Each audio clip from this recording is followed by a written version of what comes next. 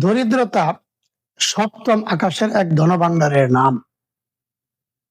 আল্লাহ নবীর বিশিষ্ট সাহাবী হযরতে সালমানে ফার্সি রাদিয়াল্লাহু তাআলা আনহুকে যদি কেউ কোনো সময় প্রশ্ন করতেন, মা মালুকা, আপনার সম্পদ কি? সালমানে ফার্সি রাদিয়াল্লাহু তাআলা জবাব দিতেন, মালি আল ফাকরু, দরিদ্রতাই আমার সম্পদ। তখন অনেকে প্রশ্ন করত, এটা কেমন কথা বললেন, দরিদ্রতাই আপনার সম্পদ? দরিদ্রতা তো হলো সম্পদ না থাকা, আর মাল তো হলো মাল থাকা, তাহলে দরিদ্রতা আপনার সম্পদ হলো কেন? সালমানে ফার্সি রাদিয়াল্লাহু তাআলা জবাব দিতেন, আল ফাকরু মাখজানুন ফাওকা সামাইস সাবিআ ইউতিহি মান ইউহিব্বুহু। দরিদ্রতা সপ্তম আকাশের একটি ধনভাণ্ডারের নাম। আল্লাহ রাব্বুল আলামিন যাকে ভালোবাসে তাকে দান করেন।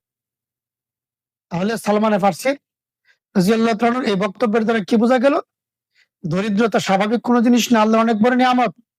সপ্তম আকাশে এক ধনভাণ্ডারের নাম। আল্লাহ যাকে পছন্দ করেন দরিদ্রতা তাকেই দান করেন।